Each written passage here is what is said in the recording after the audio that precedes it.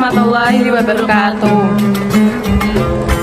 Perkenalkan, nama saya Naisra Zahra, presensi 26 dari kelas 7. Perkenalkan, nama saya Alisa Yudia Putri dari kelas 7 nomor absen 2. Di sini kami akan menjelaskan 4 tokoh ulama yang merupakan tokoh yang sangat berpengaruh bagi kemajuan Islam di masa modern. Yang pertama adalah Rifa'ah Rafi'at At-Tahtawi yang memiliki nama panggilan sebagai At-Tahwi, yang lahir pada tahun 1801 di Tahta dan wafat pada tahun 1873. Latar belakang keluarganya yaitu ia lahir dari keluarga Bani Ashraf yang dikenal oleh masyarakat sebagai keluarga yang kaya raya dan mulia. Dan pada umurnya yang ke-16 tahun, ia sudah selesai belajar di Universitas Al-Azhar Kairo. Lalu melanjutkan pendidikan master di Mesir, dan ia juga belajar 5 tahun di Prancis dan telah menerjemahkan 12 buku dan risalah. Sehingga akhirnya ia diangkat sebagai direktur sekolah dari penerjemah. Ia memiliki pokok-pokok pemikiran, yaitu salah satunya ada di pendidikan. Di pendidikan, menurut At-Tahtawi, pendidikan itu harus universal dan harus adanya emansipasi wanita. Yang kedua ada ekonomi. Di ekonomi, menurut At-Tahtawi, penanaman yang baik itu dilakukan dengan menanam pohon kapas, anggur, buah zaitun, pemeliharaan lebah dan ulat sutra. Yang ketiga ada kesejahteraan. Di kesejahteraan, menurut At-Tahtawi, masyarakat Muslim harus berpegang teguh pada agama dan budi pekerti. Yang keempat ada pemerintahan. Di pemerintahan harus dibagi menjadi beberapa badan-badan. Di antaranya yaitu badan legislatif, eksekutif, dan yudikatif. Lalu yang kelima ada cinta tanah air atau patriotisme. Sebagai masyarakat Muslim kita harus memiliki jiwa patriotisme dan cinta tanah air. Yang keenam ada ijtihad oleh ulama. Ijtihad oleh ulama ini dilakukan oleh orang-orang yang sudah memenuhi syarat. Ada sains modern. Sains modern ini menurut At-Tahtawi, sains modern sangat berpengaruh terhadap kehidupan berkelanjutan masyarakat Muslim. Selanjutnya adalah Kiai Haji Ahmad Dahlan. Kiai Haji Ahmad Dahlan lahir pada tanggal 1 Agustus 1868 di Kauman, Yogyakarta. Nama kecil beliau adalah Muhammad Darwis. Ia merupakan murid yang sangat pandai dan sangat giat belajar. Ia saat itu belajar Al-Quran dan berbagai dasar keislaman dengan ayahnya sendiri yang merupakan khatib di Masjid Gede Yogyakarta. Ia juga ikut di pondok pesantren dan berguru kepada kiai-kiai besar di Jawa Timur maupun Jawa Tengah. Ia juga satu sekolahan dengan Kiai Haji Hasyim Asy'ari, namun Kiai Ahmad Dahlan merupakan memiliki umur yang lebih tua dibanding Kiai Haji Hasyim Asy'ari, sehingga ia menyebut Kiai Hasyim Asy'ari dengan sebutan Abi. Tidak puas dengan belajar di Indonesia, Kiai Haji Ahmad Dahlan juga belajar di luar negeri.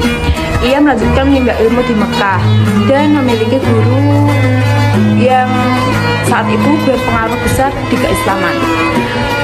Ahmad Dahlan juga memiliki kesuksesan pembaharuan di Indonesia dengan mendirikan satu lembaga, yaitu Lembaga Muhammadiyah. Lembaga Muhammadiyah berdiri pada tanggal 18 November 1912. Pokok-pokok pemikiran Kiai Haji Ahmad Dahlan yaitu tujuan utama pendidikan Islam adalah membentuk manusia yang berbudi luhur, alim dalam agama, dan memiliki pandangan luas dan paham tentang masalah ilmu keduniaan.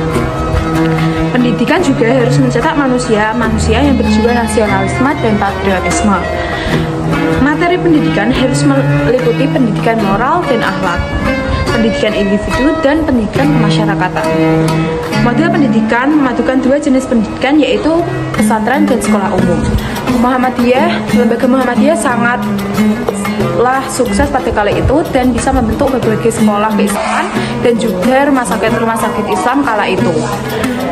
Kiai Ahmad Dahlan juga memiliki kisah menarik di dalam salah satu surah di Al-Quran, yaitu Al-Ma'un, sehingga dibuat syair yang berjudul mengulang-ulang surah Al-Ma'un.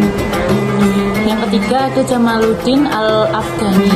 Jamaluddin Al-Afghani ini lahir di Kabul, Afghanistan pada tahun 1838 Masehi, dan ia meninggal juga di Istanbul pada tahun 1897 Masehi. Jamaluddin adalah pemimpin pembaharuan Islam yang aktivitasnya itu berpindah-pindah dari satu kota ke kota lain, serta dari negara satu ke negara lain. Ia memiliki pengaruh paling banyak di Mesir, serta ia juga menguasai berbagai disiplin keilmuan seperti ilmu agama, filsafat, dan hukum, dan lain-lainnya. Dan pokok-pokok pemikiran dari Jamaluddin Al-Afghani adalah: yang pertama, menggagas ide pan-islamisme; yang kedua, adanya perbedaan antara laki-laki dan perempuan memiliki kedudukan yang sama; yang ketiga, berusaha mengubah sistem pemerintahan autokrasi menjadi demokrasi. Jamaluddin Al-Afghani juga menulis kitab-kitab, yaitu yang pertama ada Ar-Radu Alat Dahriyin, yang kedua ada Al-Qadha wa Al-Qadar, yang ketiga ada Risalah Radi Nahuriyah, yang keempat ada Falsafah Syahadat Hadrat Sayyid Al-Syubha, yang kelima ada Mubahasat Al-Ernest Renan der Tawafuk Islam. Selanjutnya ada Kiai Haji Hasyim Asy'ari. Kiai Haji Hasyim Asy'ari dilahirkan di Gedang, Jombang, Jawa Timur pada hari Selasa Kliwon 24 Zulqa'dah 1287 Hijriah atau 14 Februari 1871 Masehi. Dalam mencari ilmu, Kiai Hasyim Asy'ari termasuk sosok yang tidak mengenal kata menyerah. Kiai Hasyim Asy'ari juga belajar langsung agama dengan bapak dan kakeknya yang sekaligus pengurus pondok kala itu. Ia juga melanjutkan pendidikan di berbagai pondok di Indonesia, dan waktu itu Kiai Haji Hasyim Asy'ari juga pernah satu guru dengan Kiai Haji Ahmad Dahlan yang merupakan pendiri Muhammadiyah.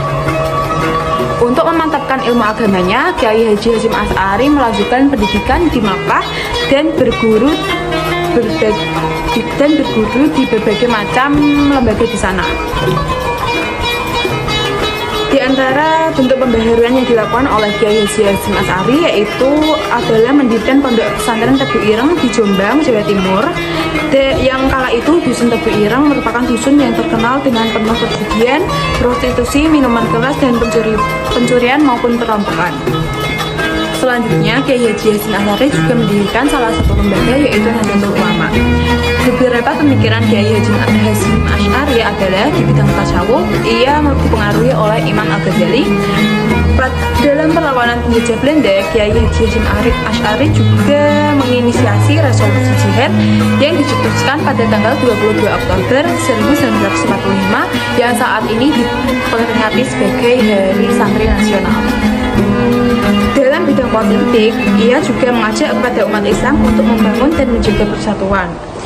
Dan dalam bidang pendidikan, tujuan Kiai Hasyim Asy'ari adalah memberi pemahaman terhadap pengetahuan, adalah pembaruan karakter yang baik dan penuh dengan pemahaman secara benar dan sempurna terhadap ajaran-ajaran Islam.